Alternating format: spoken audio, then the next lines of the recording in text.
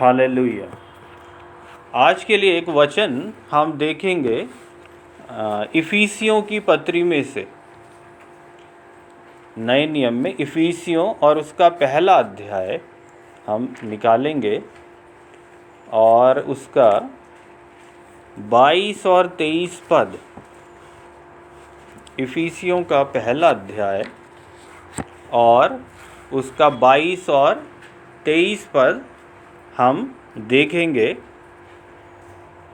और जैसा कि हमने पिछली बार ये देखा था कि इफिसियों की पत्री को पौलुस प्रेरित ने लिखा है और पौलुस प्रेरित परमेश्वर का एक जन था और उसने एक बहुत बड़ी सेवकाई को किया है। सबने निकाल लिए इफिसियों का पहला अध्याय 22 और 23 पद। और क्या लिखा है? और सब कुछ उसके पांव तले कर दिया और उसे सब वस्तुओं पर शिरोमणि ठहराकर कलीसिया को दे दिया। ये उसकी देह है और उसी की परिपूर्णता है जो सब में सब कुछ पूर्ण करता है। तो यहाँ पर पौलुस प्रेरित कुछ विषयों के बारे में लिखता है। और क्या लिखता है? और प्रभु यीशु मसीह के विषय में लिखता है ना।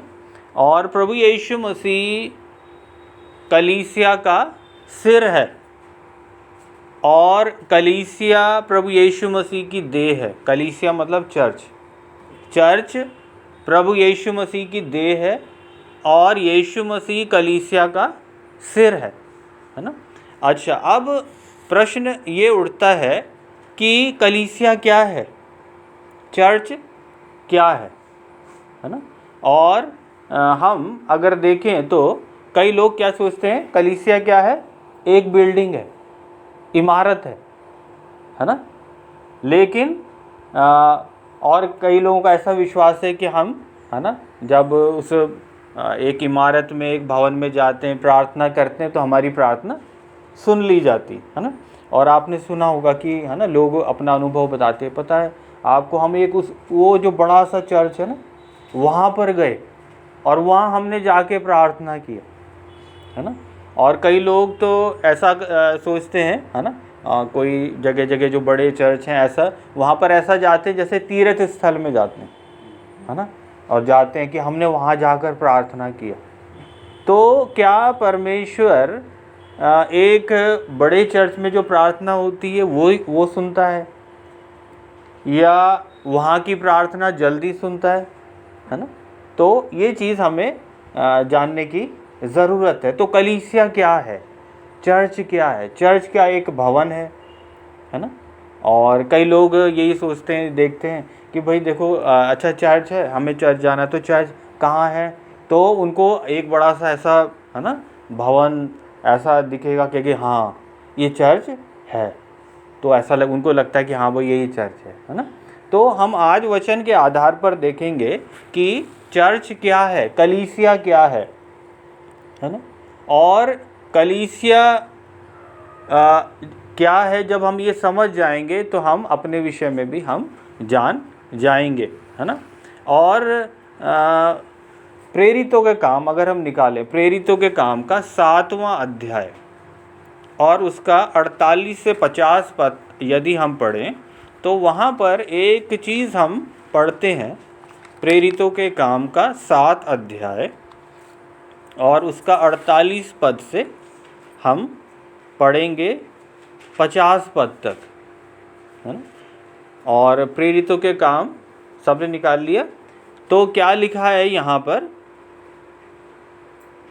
परंतु परम प्रधान हाथ के बनाए घरों में नहीं रहता, जैसा कि भविष्यद्वक्ता ने कहा है। क्या लिखा है? परम प्रधान या परमेश्वर हाथ के बनाए घरों में नहीं रहता, ईंट पत्थर के बनाए घरों में नहीं रहता है ना। और जैसा भविष्यद्वक्ता ने कहा, क्या कहा है? 49 प्रभु कहता है, स्वर्ग मेरा सिंहासन और पृथ्वी मेरे पांव तले की पीढ़ी है। मेरे लिए तुम किस प्रकार का घर बनाओगे और मेरे विश्राम का कौन सा स्थान होगा? क्या ये सब वस्तुएं मेरे हाथ की बनाई नहीं? तो परमेश्वर यहाँ पर स्पष्ट करता है कि वो हाथ के बनाए घरों में नहीं रहता, हाथ के बनाए भवन में नहीं रहता, है ना। क्यों? क्योंकि सारी चीज़ें परमेश्वर के द्वारा बनाई गई, तो ईंट पत्थर के बनाए घरों में नहीं रहता। और कई बार, है ना, हम लोग कई बार पहले जब हम लोग विश्वास में नहीं थे तो हम लोग भी, और कई बार जो दूसरे विश्वास के हैं वो लोग भी, है ना, कई जो अपने आप को विश्वासी कहते हैं वो लोग भी, कहीं पर भी अगर कोई चर्च देखते हैं तो ऐसे सिर झुका लेते हैं, है ना। और पहले, है ना, कई दूसरे विश्वास में अगर कोई मंदिर भी देखेंगे ऐसे सिर झुका लेंगे, है ना। गुरुद्वारा है, जो कुछ, है ना, कोई भी ऐसा धार्मिक स्थान देखेंगे तो ऐसा सिर झुका लेंगे। तो यहाँ पर वचन ये कहता है कि परमेश्वर हाथ के बनाए घर में नहीं रहता। तो इसका मतलब हमारा इन जगहों को दंडवत करना व्यर्थ है ना, एक झूठ है, हम एक झूठ पर भरोसा करते हैं, है ना। परमेश्वर का आदर ईंट पत्थर को नहीं मिलना चाहिए, परमेश्वर का आदर परमेश्वर को ही मिलना है, हमको उसी के सामने दंडवत करना है ना। तो परमेश्वर हाथ के बनाए घरों में नहीं रहता, परमेश्वर हाथ के बनाए हुए मंदिरों में नहीं रहता, है ना। अच्छा, और आगे अगर हम बढ़ें और ये देखें तो फिर परमेश्वर कहाँ रहता है ना? तो पहला कुरिन्थियों यदि हम निकालेंगे, पहला कुरिन्थियों का 3 अध्याय और उसका 16 पद, पहला कुरिन्थियों उसका 3रा अध्याय और उसका 16 पद, पहला कुरिन्थियों का 3 अध्याय का 16 पद निकाला सबने जी। तो क्या लिखा है यहाँ पर? यहाँ एकदम स्पष्ट लिखा है, क्या तुम नहीं जानते कि तुम परमेश्वर का मंदिर हो और परमेश्वर का आत्मा तुम में वास करता है? क्या लिखा है? क्या तुम नहीं जानते कि तुम परमेश्वर का मंदिर हो, तुम परमेश्वर का भवन हो, तुम चर्च हो, तुम कलीसिया हो और परमेश्वर का आत्मा तुम में वास करता है? तो चर्च क्या है? हम है चर्च, हम है कलीसिया, हम है परमेश्वर का मंदिर, परमेश्वर का आत्मा हम में वास करता है, परमेश्वर हमारे जीवनों में रहना चाहता है, परमेश्वर हम में वास करना चाहता है ना। तो हम परमेश्वर का मंदिर हैं और परमेश्वर चाहता है कि वो हमारे जीवन में रहे, और परमेश्वर ईंट पत्थर के घर में नहीं रहता। तो यहाँ पर एकदम स्पष्ट ये लिखा है। एक और वचन अगर हम देखें तो कुरिन्थियों, पहला कुरिन्थियों, इसी कुरिन्थियों का 6 अध्याय में हम आ जाते हैं और उसका 19वां पद, पहला कुरिन्थियों का 6 अध्याय और उसका 19वां पद क्या लिखा है? क्या तुम नहीं जानते कि तुम्हारी देह पवित्र आत्मा का मंदिर है जो तुम में बसा हुआ है और तुम्हें परमेश्वर की ओर से मिला है और तुम अपने नहीं हो? यहाँ पर भी स्पष्ट लिखा है कि क्या तुम नहीं जानते कि तुम्हारी देह पवित्र आत्मा का मंदिर है। हमारा शरीर पवित्र आत्मा का मंदिर है, हमारा शरीर परमेश्वर का मंदिर है, परमेश्वर इस मंदिर में रहना चाहता है, परमेश्वर इस चर्च में रहना चाहता है, इस कलीसिया में रहना चाहता है ना। तो और आगे क्या लिखा है?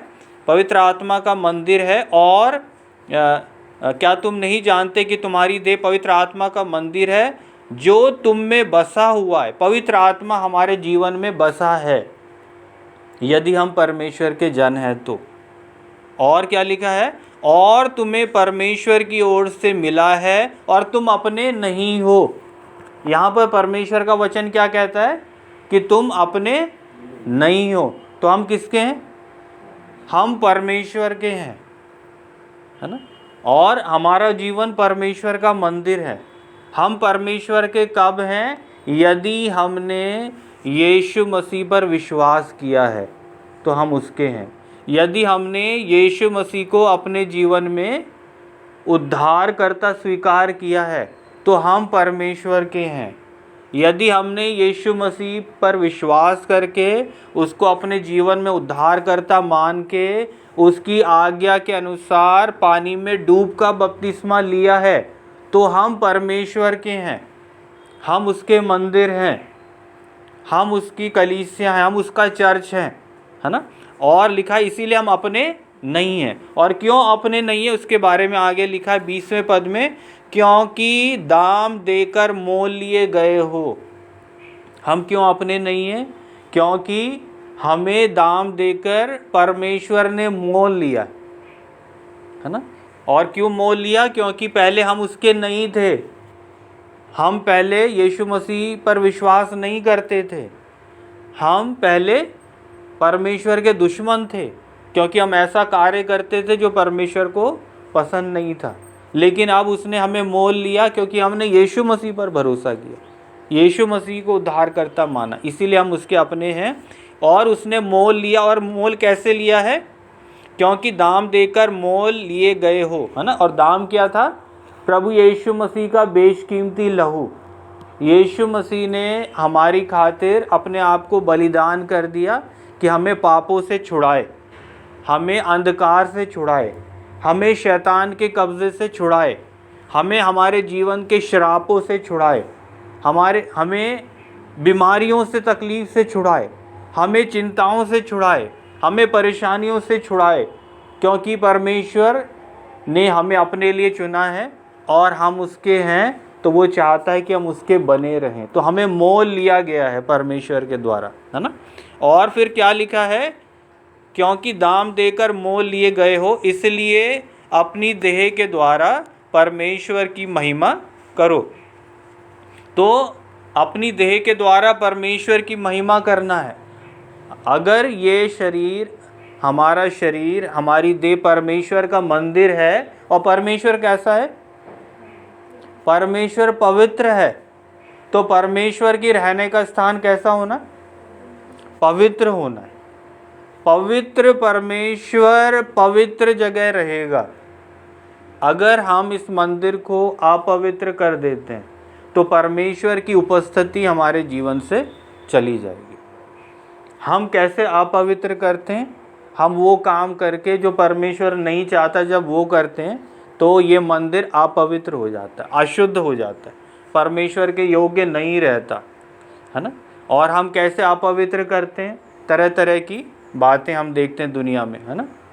वो तरह तरह की बातें क्या हैं? धूम्रपान, बीड़ी सिगरेट, है ना, और शराब, है ना, तरह तरह के, है ना, ऐसे कार्य, है ना, लालच, घृणा, ये सारी चीज़ें जो परमेश्वर जिससे नफरत करता है, उसके द्वारा हम इस मंदिर को अपवित्र कर देते हैं। झूठ बोलते हैं तो हम इस मंदिर को अपवित्र करते हैं, है ना।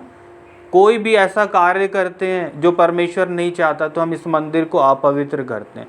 तो ऐसे परमेश्वर पवित्र है, पवित्र परमेश्वर पवित्र स्थान में रहेगा, तो उसका घर पवित्र होना है, ये मंदिर पवित्र होना है। तो हमें इस बात का ध्यान रखना है कि हम इस घर को, इस मंदिर को, परमेश्वर के रहने के स्थान को अपवित्र ना करें। और जब ये पवित्र रहेगा तो परमेश्वर की उपस्थिति हमारे साथ हमेशा रहेगी। और जब परमेश्वर की उपस्थिति हमेशा रहेगी जिस घर में, जिस मंदिर में, तो ये बीमारी, तकलीफ़, है ना, परेशानी, ये सारी चीज़ें वहाँ नहीं रह सकती। जहाँ परमेश्वर की उपस्थिति है वहाँ उन चीज़ों का स्थान नहीं है। और ऐसा नहीं कि परेशानी नहीं आएगी, परेशानी आएगी, बीमार भी होंगे, लेकिन वो चीज़ें हम पर हावी नहीं होंगी, है ना। हमें ऐसा नहीं होगा अरे मैं तो तंग आ गया बीमारी से, मैं तो परेशान हो गया इन समस्या से, पता नहीं क्या है, मेरा जीवन क्या है, ये सारी चीज़ें फिर हमारे मन में वो बातें नहीं आएंगी। क्यों? क्योंकि जहाँ परमेश्वर है वहाँ अंधकार की ताकत नहीं रह सकती, है ना। परमेश्वर की उपस्थिति में वो नहीं ठहर सकती। तो इसीलिए हमें इस मंदिर को पवित्र रखना है, परमेश्वर के कलीसिया को पवित्र रखना है ना। और एक और वचन अगर हम पढ़ेंगे तो रोमियो का 12 अध्याय, रोमियो और उसका 12वां अध्याय हम निकालेंगे। रोमियो की पत्री का 12 अध्याय और पहला और दूसरा पद।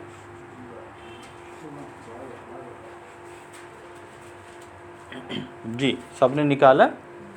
रोमियो का 12 अध्याय और उसका पहला और दूसरा पद में लिखा है, इसलिए हे भाइयों, मैं तुमसे परमेश्वर की दया स्मरण दिलाकर विनती करता हूँ कि अपने शरीरों को जीवित और पवित्र और परमेश्वर को भावता हुआ बलिदान करके चढ़ाओ, यही तुम्हारी आत्मिक सेवा है। हमारा शरीर जो परमेश्वर का मंदिर है, हमारी देह जो परमेश्वर का मंदिर है, उसे हमें क्या करना है? परमेश्वर को अर्पित करना है, परमेश्वर को चढ़ाना है। कैसे? जीवित, पवित्र और परमेश्वर को भावता हुआ बलिदान करके चढ़ाना है। तो बलिदान करने का मतलब क्या है? बलिदान करने का मतलब मालूम है? बलिदान करने का मतलब त्याग, मतलब हमको अपनी इच्छा किनारे कर देना है ना, और जो परमेश्वर चाहता है वो हमें करना है। अपनी इच्छा से नहीं जीना। बलिदान करने का मतलब है कि है ना, जो मुझे अच्छा लगता है तो वो ना करके जो परमेश्वर को अच्छा लगता है वो करना है ना। अपने शरीर को जीवित है ना और पवित्र और परमेश्वर को भावता हुआ बलिदान करके चढ़ाना है। परमेश्वर को भावता हुआ बलिदान क्या है? परमेश्वर फूल पत्ती से खुश नहीं होता है ना, मोमबत्ती अगरबत्ती से नहीं प्रसन्न होता है ना, और भी कोई माला और ये सब से नहीं खुश होता, वो सारी चीज़ें से उससे कोई मतलब नहीं है। परमेश्वर इस मंदिर को चाहता है और ये शुद्ध और पवित्र उसकी उपस्थिति में आना है। मतलब परमेश्वर, कोई भी चीज़ जिससे परमेश्वर को नफरत है वो इस जीवन में नहीं होना। तो वही जीवता और भावता हुआ बलिदान है। परमेश्वर चाहता है कि हम उसकी उपस्थिति में आएं और कैसे होके आएं? शुद्ध है ना। मतलब ये है कि वो चीज़ें जो हमारे जीवन को परमेश्वर से अलग करती, उन चीज़ों को छोड़ना। तो कोई चीज़ छोड़ना ही बलिदान है ना। बहुत है ना, कई बार गुस्सा आता है तो गाली गलौज कर देते हैं है ना, तो परमेश्वर नहीं चाहता, तो वो छोड़ना है ना। और कई बार कोई काम नहीं बन रहा है ना, तो झूठ बोल देते हैं है ना, तो वो चीज़ छोड़ना है। तो वही बलिदान है, वही त्याग है ना। कोई ऐसी चीज़ है हमारे जीवन में, ऐसी आदत है ना, जो परमेश्वर नहीं चाहता, तो उसको छोड़ना है, वही बलिदान है ना। तभी हम जीवित, परमेश्वर को जीवित, पवित्र और भावता हुआ बलिदान करके चढ़ा सकते हैं। और क्या लिखा? यही तुम्हारी आत्मिक सेवा है। जब परमेश्वर ने हमें अपने लिए चुना है तो इसका मतलब उसने इसलिए चुना कि हम उसकी सेवा करें। और उसकी सेवा कब करेंगे? जब उसका रहने का स्थान जो कि हमारा जीवन है ये शुद्ध और पवित्र होगा। और लिखा यही तुम्हारी आत्मिक सेवा है। जब हम ऐसा करेंगे तो इसका मतलब हम परमेश्वर की सेवा करेंगे है ना। और आगे क्या लिखा है? इस संसार के सदृश ना बनो, इस दुनिया के जैसा ना बनो। जैसे दुनिया करती है वैसा मत करो। अगर दुनिया झूठ बोलती है, अरे सब बोल रहे थे तो हमने भी बोला, तो नहीं करना। सब जा रहे थे तो हम भी चले गए है ना, तो ऐसा नहीं है। तो लिखा इस दुनिया के सदृश मत बनो, संसार के सदृश मत बनो। और फिर क्या लिखा है? परंतु तुम्हारे मन के नए हो जाने से तुम्हारा चाल चलन भी बदलता जाए। तुम्हारे मन के नए हो जाने से, मन कब नया होता है? जब यीशु मसीह जीवन में आता है, नहीं तो मन नया नहीं होता है ना।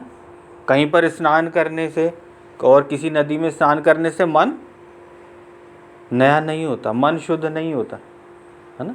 मन कब शुद्ध होता है? जब यीशु मसीह को हम मुक्तिदाता स्वीकार करते, वो हमारे जीवन में आता है तो मन शुद्ध होता है, तब मन पवित्र होता है, तब मन नया हो जाता है।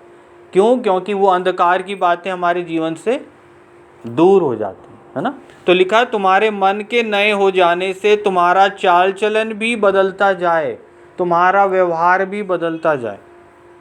नहीं तो क्या होता है कि देखने में तो बड़ा संत महात्मा लगते हैं, लेकिन क्या, लड़ाई झगड़े में भी बहुत आगे, है ना, और गाली गलौज में भी आगे। तो ऐसा नहीं है। इसका मतलब ऊपरी दिखावे में है बस, और जीवन नहीं बदला, है ना। तो परमेश्वर ऐसा जीवन नहीं चाहता। मन नया होना बहुत ज़रूरी है। परमेश्वर मन को देखता, हमारी शक्ल सूरत को नहीं देखता, है ना। परमेश्वर मन को देखता है, तो हमारा मन नया होना चाहिए, है ना। और फिर क्या लिखा है?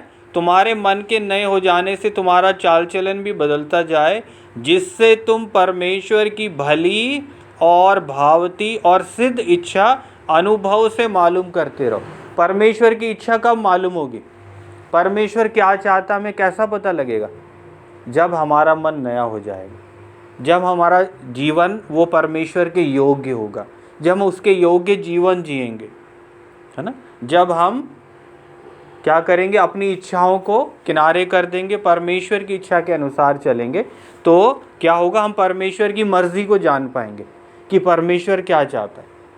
और जब परमेश्वर की मर्ज़ी को जान पाएंगे तो परमेश्वर हमें बताएगा कि ये करो, ये ऐसा नहीं करना, इधर नहीं जाना, है ना। वो कब होगा? जब हम ये सारी चीज़ें करेंगे, है ना, परमेश्वर की मर्ज़ी के अनुसार चलेंगे तब। और क्या लिखा है?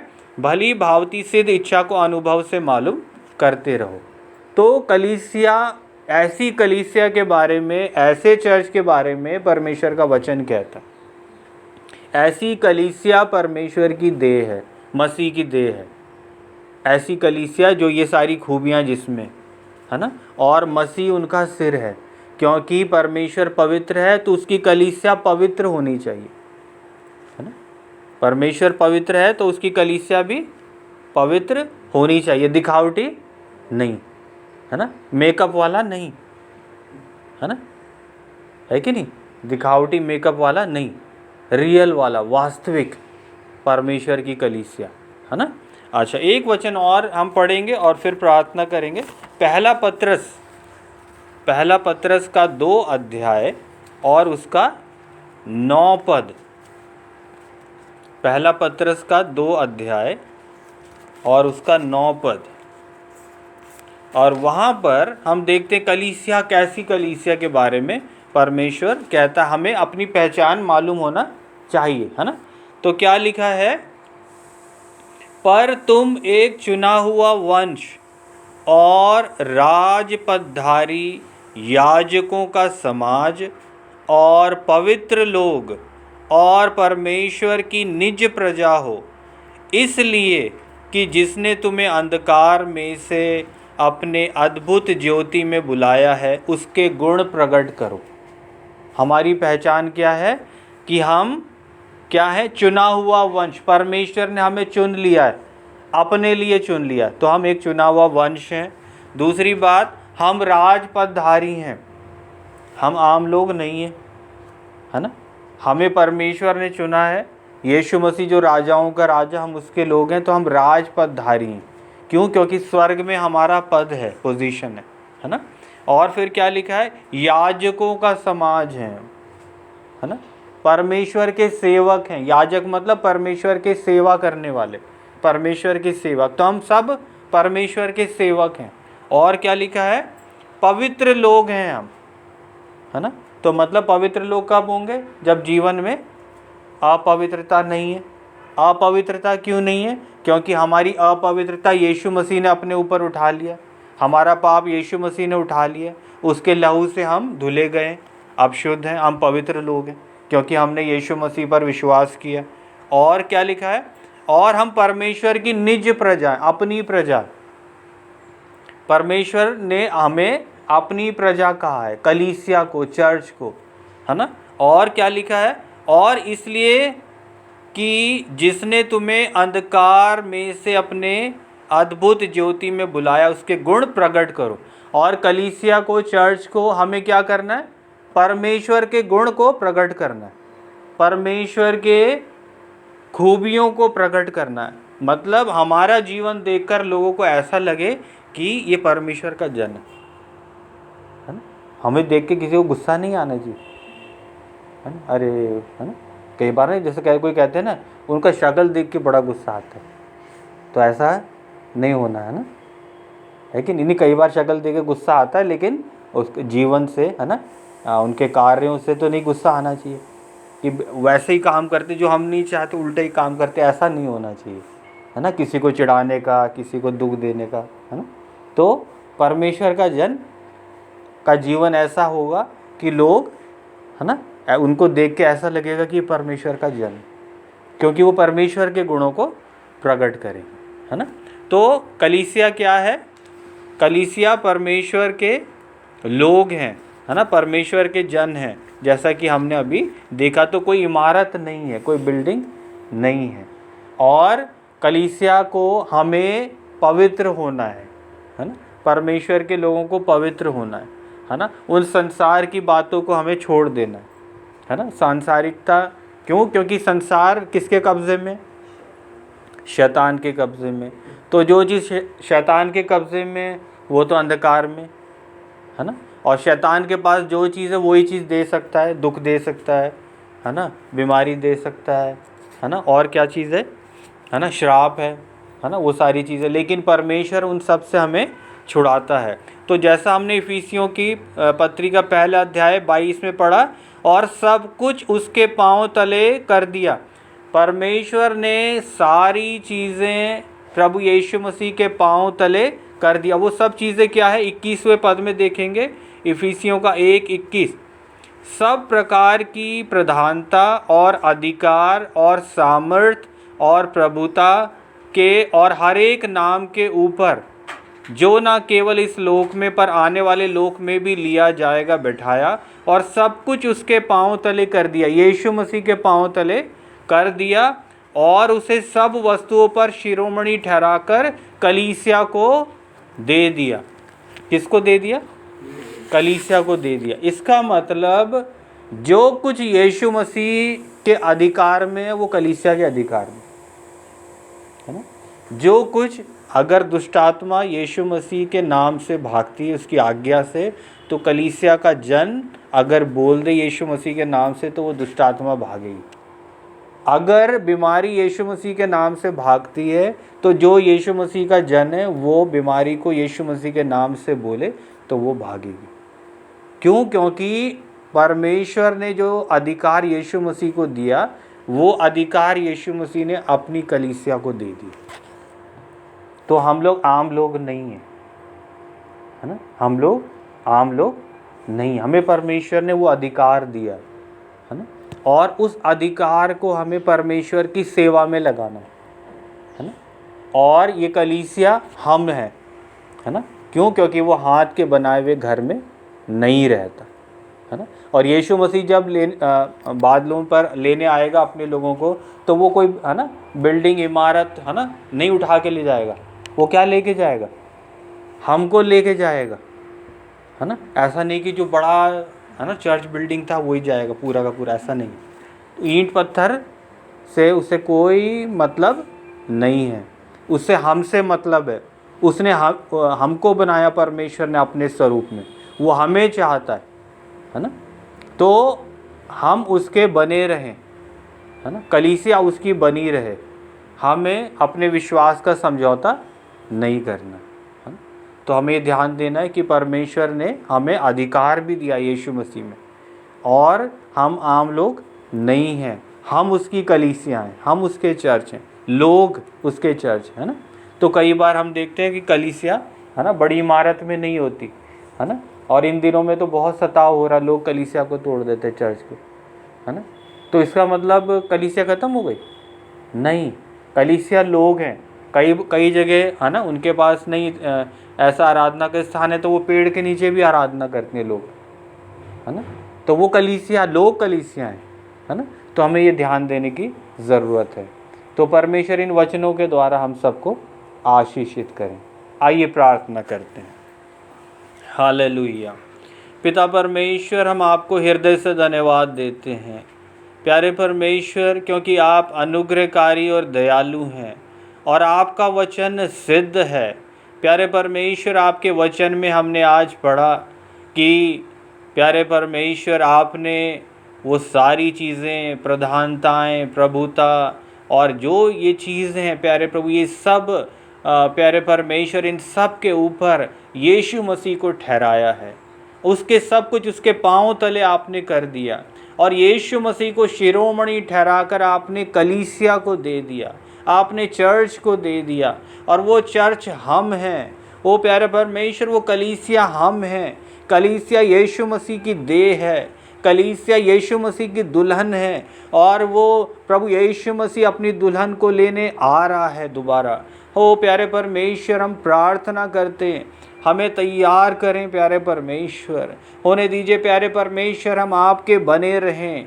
ओ प्यारे परमेश्वर, हमारी देह, हमारा जीवन जो आपका मंदिर है, ये पवित्र होने पाए, ये आपके योग्य होने पाए, ताकि आपकी उपस्थिति हमारे जीवनों में होने पाए। ओ प्यारे परमेश्वर, हम आपके इस मंदिर को, इस भवन को हम प्यारे परमेश्वर अपवित्र ना करें। ओ प्यारे परमेश्वर, आप ऐसा अनुग्रह दीजिए कि प्यारे परमेश्वर हम आप में बने रहें।